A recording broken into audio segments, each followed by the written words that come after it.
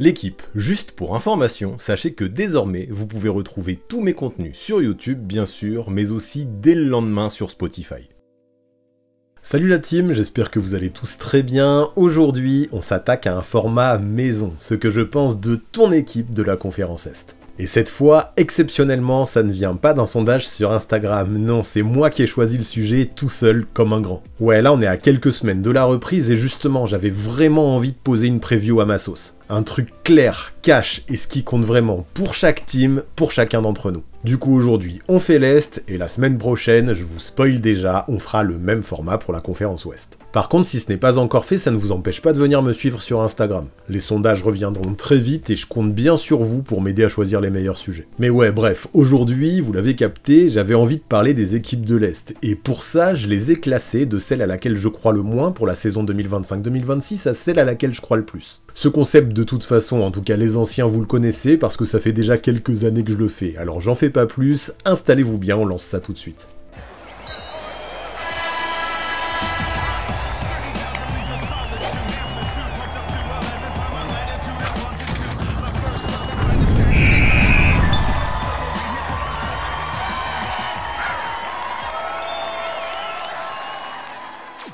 Allez, on commence par les Nets, que j'imagine donc finir à la 15e place de l'Est cette année. À Brooklyn, la reconstruction est assumée. Noyau très jeune, minutes distribuées pour apprendre et pari clair sur Michael Porter Jr. pour porter l'équipe. Cam Thomas s'occupera du scoring et devra prouver qu'il est en capacité de faire jouer les autres. Terrence Mann et Haywood Highsmith apportent des certitudes et Nick Claxton reste l'encre défensive. Avec Jordi Fernandez au coaching, le cadre est lisible. Lecture-réaction, spacing simple, responsabilité partagée. Là où ça coince, c'est à la création primaire, tant qu'Egor Demine n'est pas pleinement opérationnel. Avec une adresse irrégulière et des fins de match à décoder, on est plus sur de la formation que sur de la gagne immédiate, clairement. En clair, pour avoir un avis vraiment plus précis et objectif sur leur futur, je vais surtout juger des soirs où ça va cliquer et où le ballon va circuler. Ce qui peut être fun, c'est la géométrie offensive. Si MPJ attire deux défenseurs et que Thomas accepte de bouger off-ball, les coupes de Mann et de Zaire Williams deviendront rentables. Clooney trouvera des paniers faciles et les rookies pourront respirer. Demine, à son retour, aura la taille et la vision pour organiser. Nolan Traoré apportera de la vitesse vers le cercle, Ben Saraf du tir lointain, Bufkin un peu de défense au premier rideau.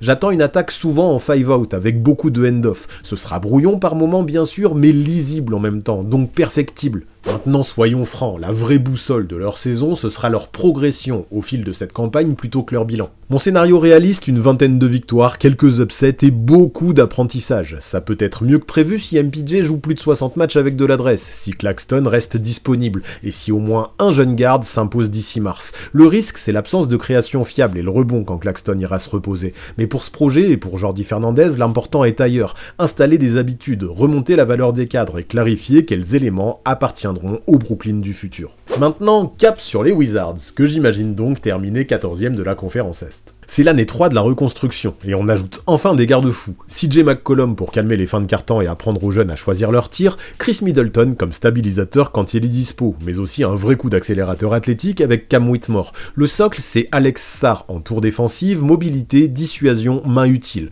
Autour, Bob Carrington qui gagne des responsabilités, Bilal Koulibaly qui apporte des stops, des coupes et peut-être un peu de leadership, puis Trey Johnson qui doit vite donner de la gravité au tir pour aérer tout ça. Brian Keefe incite les décisions rapides et un jeu lisible, une demi-seconde pour se décider, du mouvement et des écrans intelligents. Par contre, eux, là où je les attends, c'est sur la hiérarchie entre les anciens et les jeunes, mais surtout la constance. Ça peut faire des highlights, c'est sûr, cette équipe, mais je m'en fous. Ce que je veux en fin de saison avec les Wizards, c'est savoir exactement où ils vont pour le futur. Et ce qui m'inquiète un peu, c'est l'absence d'un créateur alpha dans le money time. Pareil pour la santé des cadres, parce que sans Middleton et avec un Sarr ménagé, le rebond et l'exécution vont vite devenir problématiques. Ce qui me rassure à côté, c'est un vestiaire plus structuré, de meilleurs tirs et de la longueur sur les ailes pour courir et gratter des points faciles. Mon pronostic, une progression visible, quelques soirs piégeux face au gros, mais encore trop de trous d'air pour viser le play-in. Et qui sait, si tous les jeunes passent un cap, pourquoi ne pas créer une bonne surprise et me faire mentir? Maintenant, direction les Hornets, que j'imagine finir 13e de l'Est cette saison. Le tableau est séduisant sur le papier. Lamelo ouvre le jeu, Brandon Miller enchaîne et poursuit ses progrès, tandis que le rookie Kang Knuppel apporte immédiatement un tir qui étire les défenses. Autour, Colin Sexton et Spencer Dinwiddie offrent enfin un vrai plan B pour ne pas que tout repose sur Lamelo à la création. Mason Plumlee remet de l'ordre dans les écrans et le rebond. Ryan Kalkbrenner peut donner de la verticalité simple et Moussa Diabaté garde l'énergie. Charles Lee veut du rythme, des décisions rapides, beaucoup de drive and kick. Si l'adresse de Knuppel s'installe, s'installe, la géométrie change tout de suite. Maintenant, soyons clairs, je demande des matchs à haute intensité, avec du vrai impact et de l'efficacité, surtout concernant Lamelo. Mon doute majeur le concernant reste la disponibilité et le leadership. Sans un créateur stable en fin de match, on retombe vite dans des accumulations de pertes de balles et de tirs forcés. À côté, la protection d'Arceau est fragile et sans focus au rebond, ça peut coûter cher. Mais au moins sur le papier, le plan paraît plus cohérent. Une création mieux répartie, du tir sur les ailes, des vétérans plug and play pour lisser les soirs moyens. Si Miller monte en volume propre, si Knupel force des close-out et si Lamelo simplifie sa lecture dans le money time, ça peut donner quelque chose. Par contre, je veux pas non plus totalement m'enflammer parce que les concernant, ça fait énormément de si. Autant je veux bien croire à un petit frémissement de leur part, j'ai beaucoup plus de mal à imaginer un vrai virage. Mon scénario, c'est une attaque qui progresse, une défense encore moyenne et des coups d'éclat individuels qui masquent les trous d'air. Si Lamelo joue plus de 50 matchs avec moins de déchets, si Miller franchit un cap en tant que créateur et si l'un des pivots sécurise la peinture sans fausse note, là oui, le play-in redevient un mot autorisé. Mais encore une fois, ça fait beaucoup de conditions à remplir pour Charles Lee et les siens, pour imaginer plus qu'une nouvelle saison de transition. Allez, pour enchaîner, maintenant on va parler des Bulls que j'imagine terminer 12e de la conférence Est. Leur plan semble plutôt limpide, jouer vite, arroser à 3 points et partager la balle. Kobe White sort d'une saison référence, et Josh Giddey va installer un vrai tempo avec des passes qui lancent la transition. Ayo Dosunmu apportera une étincelle supplémentaire, Matas Buzelis étirera le terrain et connectera le jeu, Kevin Huerter apportera du mouvement sans ballon, Trey Jones va sécuriser la seconde unit, tandis que Vucevic, comme toujours, apportera une production régulière. L'ajout d'Isaac Okoro à côté de ça donnera un bouton stop pour serrer la défense en fin de match. Le souci, j'ai l'impression, c'est que cette équipe risque très vite de plafonner dès qu'elle se retrouvera dans le dur. La protection d'Arceau est moyenne, le rebond parfois friable. J'ai peur que le money time repose trop sur des tirs compliqués de White si Giddey n'ose pas assez. Buzelis doit stabiliser son adresse aussi pour imposer des close-out. Huerter doit éviter les trous d'air et il faut qu'un pivot mobile tienne les minutes sans Vooch. L'identité est meilleure qu'il y a 2 ans, mais la marge est très faible si les tirs ne rentrent pas dedans. Du coup, si j'étais eux, j'irais enfin tout au bout de la logique du tanking plutôt que de rester encore entre deux eaux. Mon avis tranché, écoutez les offres pour Vucevic, pourquoi pas pour White, pourquoi pas pour Giddey non plus, donnez plus de volume à des jeunes comme Buzelis et Essanguet, et accepter quelques défaites pour viser mieux qu'un play-in au rabais, parce que c'est sûrement le pire avec les hommes de Billy Donovan, avec des mecs comme White, Giddey et Vucevic, ils sont bien capables d'atteindre le play-in, et franchement, vu la draft qui approche, c'est le pire que je puisse leur souhaiter. Maintenant, c'est le tour du Heat, que j'imagine finir à la 11e place de la conférence Est. À Miami, on est sur un nouveau cap, avec Bam en pilier des deux côtés du terrain et Hero en option 1, mais qui manquera le début de saison. Heureusement, Miami a aujourd'hui un roster plutôt profond. Norman Powell pour le scoring, Andrew Wiggins pour les missions sur les ailes, Davion Mitchell pour la pression sur le porteur, Simone Fontecchio pour le tir en mouvement, mais aussi Nikola Jovic et Ray Merakes Jr. qui arriveront plus mûrs, ainsi que Kelly Ware pour la taille et pour la dissuasion. C'est pas mal du coup, il y a pas mal de profils différents pour que, au moins en début de saison, l'attaque puisse reposer pas mal autour de Adebayo, mais après soyons clairs. Sans Hero sur les premières semaines, voire les premiers mois, les fins de match pourraient très vite devenir chaotiques. Sans lui, ça va clairement manquer de création primaire, l'adresse à 3 points sera hyper dépendante de Powell et Fontecchio, tandis que Rakes et Jovic devront prouver qu'ils sont des rebondeurs en qui on peut avoir confiance. Spoelstra marquera certaines de ses faiblesses par ses ajustements, c'est sûr, mais le talent reste un peu short pour viser plus haut que le play-in. Pour moi, si un chemin optimiste, il reposera avant tout sur un retour anticipé de Tyler Hero qui arrivera à recalibrer toute la hiérarchie. Si l'arrière revient dans la fenêtre annoncée avec des cartons à presque 24-5-5, si le duo Bam-Ware tient la raquette, si Wiggins verrouille les ailiers adverses tout en pesant en attaque et si les role-players restent adroits, ça peut peut-être viser un premier tour de play-off. Sans ça, même malgré un roster combatif et malgré la magie de Spoelstra, je vois bien cette équipe du 8 échouer aux portes du play-in. Maintenant, cap sur les Raptors, que j'imagine finir à la 10e place de l'Est. Une place importante parce qu'elle te garantit une place en play-in. Scottie Barnes, c'est le cœur du projet. Brandon Ingram apporte de la self-création et des certitudes dans le money time, et le 5 de départ avec Quickley, Barrett et Poeltl à leur côté a plutôt de la gueule. J'aime bien la complémentarité. Barnes en point forward qui crée le mouvement, Ingram qui casse les lignes à mi-distance, Barrett en homme à tout faire, Quickley qui punit sans le ballon et donne de la création, et Poeltl qui fait le sale boulot. Surtout que la profondeur n'est pas ridicule. Grady Dick pour étirer, Ochai Agbaji pour défendre le périmètre, et le rookie Colin Murray-Boyles qui apporte de l'énergie et du rebond. Je trouve qu'il peut y avoir une belle complémentarité chez ces Raptors, une belle alchimie, à condition que la justesse soit là. Parce qu'on va pas se mentir, Barnes, Ingram, Barrett, ça manque quand même de spacing. Si Quickley ne met pas dedans, ça peut vite enrayer la mécanique si l'équipe n'a pas d'autre solution. Pareil, défensivement, le cadre peut tenir avec Poeltl en tour de guet et des ailiers longs, mais si Poeltl est pénalisé par les fautes, le rebond et la protection d'Arceau se fragilisent. Ça, il faudra savoir l'anticiper et potentiellement le compenser. En bref, c'est une franchise avec un plancher très correct, mais qui ne me donne pas du tout la certitude d'avoir un très haut plafond non plus. Mais cette saison, avec un groupe plus sain, une défense milieu de tableau et une attaque qui progresse si Dick donne du tir et si Ingram accepte d'augmenter ses tentatives de loin, ça peut aller dans le bon sens. Si Barnes et Ingram cohabitent bien sans renier l'impact de Quickley et que Barrett se montre efficace en drive, les Raptors peuvent surprendre et accéder au play-in. Pourquoi pas même en sortir, on sait jamais. C'est une équipe vaillante, mais qui n'aura aucun résultat si les cadres se montrent blessés ou pas à la hauteur. Maintenant, let's go pour les Pacers, finalistes NBA l'an passé, mais que cette fois-ci, j'imagine finir seulement à la 9ème place de l'Est. Et ouais, c'est bas, mais le décor est posé. Haliburton out pour la saison après sa rupture du tendon d'Achille. Miles Turner parti à Milwaukee. Ça pique. Si je ne les vois pas sombrer, c'est que je compte sur Rick Carlisle pour garder le cadre collectif. Le plan bascule sur Andrew Nembhard à la création avec Pascal Siakam qu'il devra trouver en option 1. Autour, Bénédicte Mathurin prend du volume vers le cercle. Aaron Nesmith se coltine les missions défensives et aligne les tirs ouverts. Et TJ McConnell sécurise la seconde unit. Ce que je vais suivre particulièrement chez eux, c'est la tenue sur toute la durée d'un match sans véritable chef d'orchestre. Le risque il est là, moins d'étincelles sans l'aimant Haliburton, donc plus de possession à décoder dans le dur. Le poste de pivot me pose question aussi sans Turner. Si Isaiah Jackson s'installe pendant 20 minutes propres par match, beaucoup de soucis s'allègent, mais c'est pas gagné. Côté identité par contre, on garde ce qui marche. Des décisions rapides, un spacing clair, un ballon qui bouge, ça peut permettre de ne pas se noyer. En clair, je pense qu'à Indianapolis, ça peut être une saison de vrai bricolage moyen plutôt qu'une course vers le top 4 de la conférence Est. L'idée pour moi, c'est de ne pas ruiner le moral des troupes en attendant le retour d'Haliburton. Le plancher reste solide grâce au coaching et au rôle lisible, et encore plus si les facteurs X font leur taf. J'attends notamment une belle progression de Mathurin en lecture simple, des shooters à droit et un poste de pivot où Jackson et Huff assureront le minimum. Avec ça, je vois Indiana arracher le play-in et tenir la 9ème place, sauvé par le sérieux du collectif et la constance de Siakam. Maintenant on cap sur Milwaukee, avec des Bucks que j'imagine terminer à la 8ème place de l'Est. Plus de Lillard, plus de Middleton, plus de Lopez, Milwaukee recentre tout sur Giannis et récupère Miles Turner pour répliquer le duo Freak plus Stretch 5.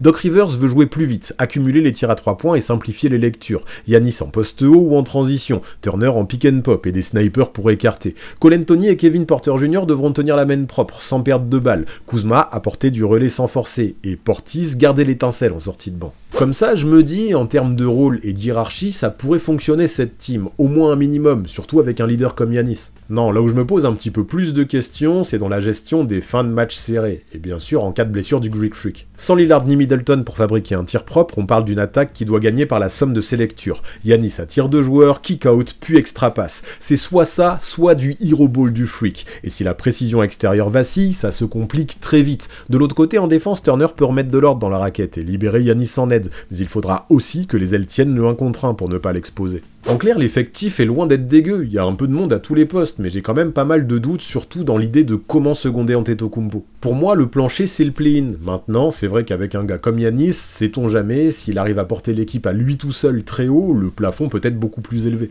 Mon prono, une saison régulière correcte, portée par un Giannis candidat MVP, une défense qui remonte si Turner s'impose, mais un manque de création élite qui pèse en fin de match. Si les role-players tiennent vraiment leur rang, sont adroits et apportent de la création, ça peut faire quelque chose de bien, mais si Rivers ne clarifie pas les rôles de chacun, je pense qu'encore une fois, la campagne des Bucks ne dépassera pas le premier tour. Par contre, vous l'avez compris, s'il y a bien un joueur en NBA cette année qui doit briller, individuellement, c'est bien évidemment Giannis. Et justement, ça, c'est le moment parfait pour introduire mon sponsor du jour, Winamax. Là, je vois un vrai scénario. Milwaukee va surdépendre du Freak cette saison. Doc Rivers veut faire de lui la pierre angulaire du jeu, et sans Lillard et Middleton pour trancher chaque soir, l'attaque passera par Giannis. Encore et toujours par Giannis. Résultat, un usage énorme des lancers à l'appel et des soirs où la défense n'a plus de solution. Alors mon pari du jour, le voilà. Antetokounmpo qui claque au moins un match à 60 points cette saison pour une belle cote de 3. 60, ok, c'est rarissime, mais dans ce contexte, ce n'est pas de la science-fiction, il peut clairement le faire. Du coup, si vous aimez les paris en mode storyline, c'est exactement le genre de truc à tenter.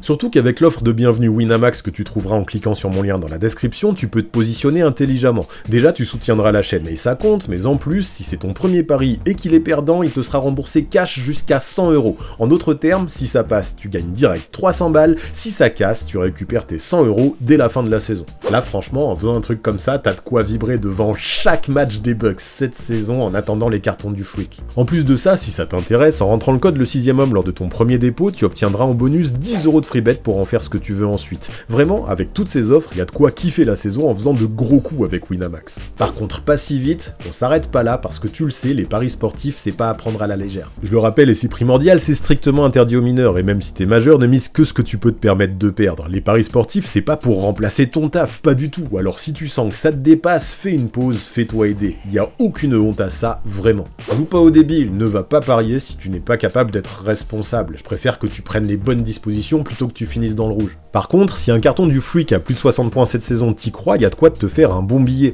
Alors si tu veux tenter le coup, soutenir la chaîne et tenter de te faire 300 balles sans risque avec l'offre de bienvenue tout en t'ajoutant un petit bonus avec le code Le6ème, let's go. Fais ça de façon intelligente et si t'es chaud, toutes les infos sont dans la description. Mais bref, maintenant on s'envole vers Boston avec les Celtics que j'imagine terminer 7ème de l'Est cette saison. Avec Tatum blessé et une page bien tournée avec les départs de Holiday, Horford et Porzingis, on entame une nouvelle ère dans le Massachusetts. Conséquence directe, Jaylen Brown devient l'option 1. Derrick White prend des responsabilités au playmaking et Anthony Simons arrive pour mettre le feu balle en main. Autour, Sam Hauser étire le terrain et Peyton Pritchard pousse le tempo. Même si le poste de pivot pose toujours question, l'ADN reste à peu près le même à Boston.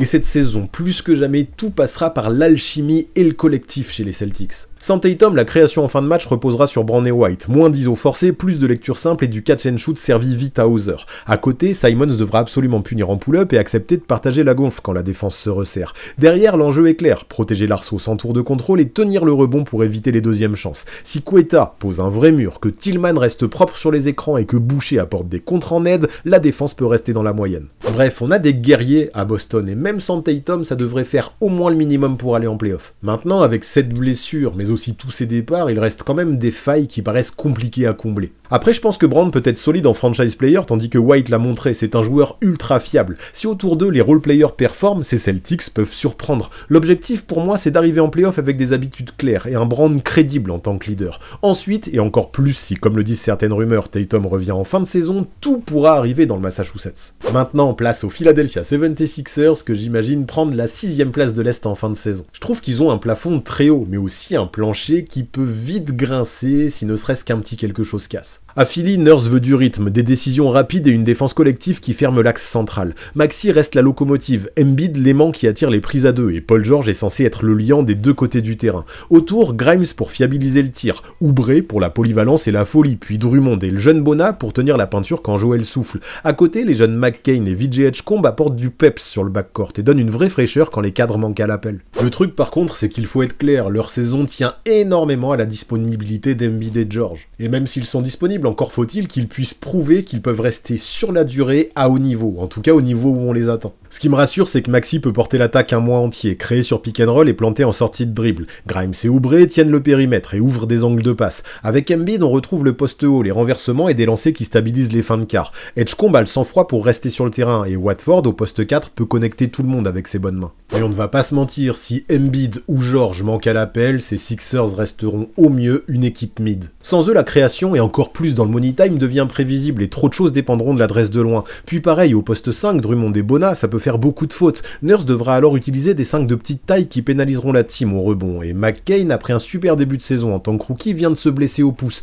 Il doit revenir en douceur. Utile, oui, mais pas brûlé. J'imagine une équipe donc qui va enchaîner les bonnes séries, mais aussi les trous d'air, sauf si George et Embiid enchaînent enfin. Si les deux stars cumulent un bon volume, une 6ème place me semble réaliste pour les hommes de Nick Nurse. Maxey doit jouer propre pendant que le duo Grimes-Oubre plante de loin de façon régulière. Et si en prime McCain revient bien et Edgecombe s'invite dans la rotation des matchs à enjeu, alors Philly peut même sûrement viser un peu plus haut que cette 6ème place. Sauf que pour ça, il faudrait que toutes les planètes s'alignent. Et soyons honnêtes, ça fait bien longtemps que ça n'est pas arrivé du côté de la Pennsylvanie. Maintenant, place aux Atlanta Hawks que j'imagine terminer à la 5ème place de la conférence Est. Et les concernant, là, au vu de ce qui s'est passé ces dernières saisons, on parle d'un vrai palier à franchir. Je trouve ce projet de plus en plus cohérent autour de Trae Young, meilleur passeur de la ligue la saison passée. Quinn Snyder lui met de l'espace partout. Porzingis en géant shooter pour le pick and pop, Okongwu qui court au cercle, Kennard qui punit en sortie d'écran et un duo Dyson Daniels, Nickel Alexander Walker pour presser le porteur et lancer la transition. Jalen Johnson va revenir en forme pour pousser le tempo et créer en second rideau. Et Rizaché année 2 sera là pour étirer les ailes et couper dans le dos. Sur le papier, c'est l'effectif le plus fit de l'ère Trae Young, j'ai l'impression. Alors du coup, ce que je veux voir maintenant, c'est la version efficace de Trae, pas juste celle qui fait kiffer les bandeurs de highlights. S'il accepte quelques séquences off-ball, qu'il passe encore plus vite derrière les écrans et qu'il simplifie sa sélection de tirs, l'attaque devient très difficile à prévoir. Sachant que défensivement, la paire Daniels-Alexander Walker change l'ADN. Plus de ballons grattés, des points faciles et Porzingis qui gère la raquette quand le jeu se fige. Ajoutons Johnson sur le rebond et la relance et on tient une identité claire. Rythme, spacing, polyvalence, imprévisibilité.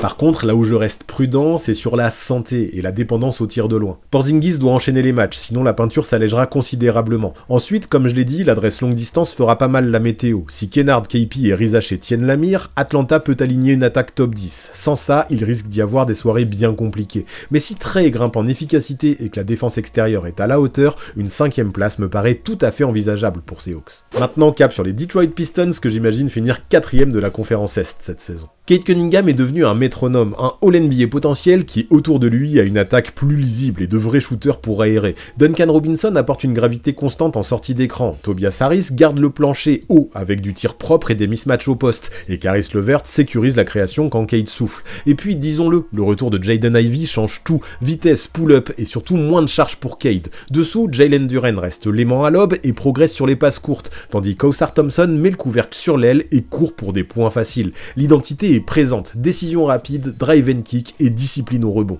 Par contre, là où j'attends vraiment les Pistons cette saison, c'est sur le sérieux et la maturité, notamment sur les fins de match. Aujourd'hui, on ne parle plus d'une équipe qui est juste là peu à prendre, mais d'une équipe qui peu à peu doit vraiment afficher ses ambitions. Pour viser le top 4, il faut 3 choses selon moi. Limiter les pertes de balles quand Cade est blitzé, maintenir un minimum de tirs dans les corners pour Ivey et Ausar qui doivent les mettre dedans, et tenir la peinture quand Duren ou Stewart prennent des fautes. Et puis Robinson ouvre des autoroutes avec son tir, mais il faudra l'aider défensivement par des couvertures collectives. Derrière, LeVert et sa sœur doivent assurer les minutes sans Cade pour éviter les trous d'air. Ça fait pas mal de conditions à réunir tout ça, surtout que Duren et Stewart devront absolument rester en bonne santé pour éviter de laisser un gros vide sous le cercle. Mais voilà, comme je l'ai dit, pour moi, le talent est là. Ce groupe a surtout besoin de montrer qu'il est capable d'assumer ce nouveau costume sans se crisper. Et le truc, c'est que si JB Bickerstaff fait en sorte que tout clique, ça peut doucement s'approcher des 50 wins, ces Pistons.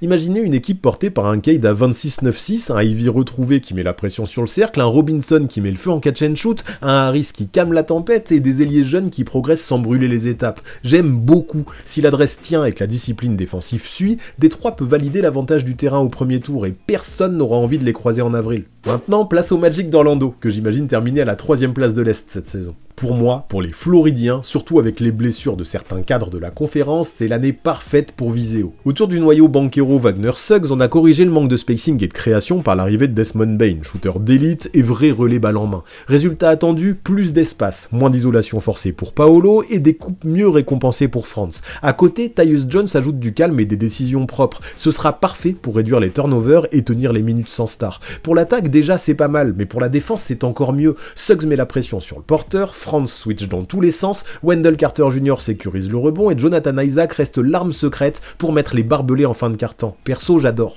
Pour que cette équipe passe un vrai cap, pour moi, il ne manque vraiment pas grand-chose, juste un petit peu plus de fluidité et d'efficacité en attaque. Dans cette optique, l'arrivée de Bane devrait apporter de la variété, et je trouve ça super intéressant. Par contre, pour que ça fonctionne tout au long de la saison, il faudra trouver une hiérarchie claire. Dans le clutch time, qui initie, qui finit, où placer Bane pour punir l'aide. À côté de ça, la santé de Suggs à la reprise sera un vrai thermomètre et le poste 5 pourrait manquer de poids contre les gros pivots. J'attends aussi un tir plus régulier de Franz pour éviter que les défenses ferment trop la raquette sur Paolo, mais avec le spacing de Bane et la propreté de Jones, je suis optimiste. La courbe offensive doit remonter sans diluer la défense top tier. En gros, si Orlando arrive à garder son sérieux sur l'intégralité de la saison régulière, l'avantage du terrain pour les playoffs au premier tour devient limite une évidence. Je vois bien Mosley faire en sorte que Paolo fasse une saison canon, genre 26 points, 8 rebonds et 5 passes. Un Bane qui étire le terrain et allège chaque décision, et un groupe qui gagne avant tout pour un collectif fort et imprévisible. Si ça joue propre, que la défense tient la route et que les tirs ouverts tombent dedans, Orlando peut à mon avis très vite s'imposer comme l'un des cadors de la conférence Est. Allez, place aux New York Knicks maintenant, que j'imagine bien terminer à la 2e place de l'Est cette année. À Big Apple, changement de cap assumé. Mike Brown prend la suite de Tibbs avec une idée simple, plus de rythme, plus de passes et moins d'ISO. Le noyau est là, Jalen Brunson en chef d'orchestre, Karl Anthony Towns pour étirer le terrain, Michael Bridges et OG Anunoby en two-way forwards, Josh Hart pour connecter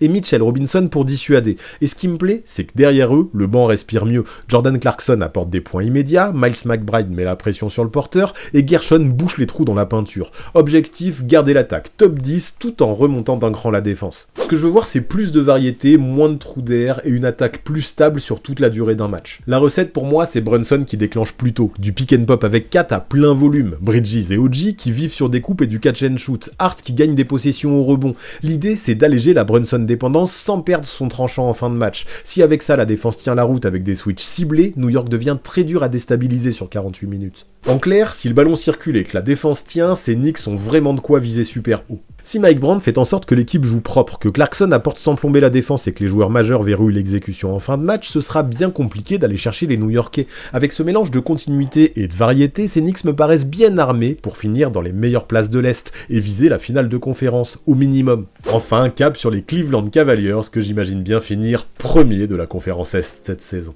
Cleveland a déjà le plan et les pièces. Le noyau Mitchell, Garland, Mobley, Allen repart avec une année d'alchimie en plus. Le groupe est dense derrière, avec DeAndre Hunter sur une saison complète, Max Strus pour son adresse extérieure et Lonzo Ball que j'attends pour apporter du jeu propre et de la transition en sortie de banc. Ajoutez le retour à la maison de Larry Nance Jr. pour des minutes malines au poste 4-5 et vous avez une rotation profonde, lisible et taillée pour gagner dès octobre et sur la durée. Parce que ouais, cette fois, cette team, je veux pas que ce soit juste une question de hype en saison régulière, je veux également la voir performer en playoff. Les Cavs possèdent un front de courte élite qui sécurise leur bon et protège le cercle. Ils ont Mitchell capable d'empiler 30 points les soirs où ça chauffe et une attaque qui démarre ses systèmes tôt pour éviter que tout passe par Spida. Lonzo, s'il reste en bonne santé, peut stabiliser le playmaking. Hunter défendre sur le meilleur ailier d'en face. Et Mobley monter encore d'un cran sur son efficacité en short roll. Le point de vigilance, encore une fois, ce sera la santé des cadres.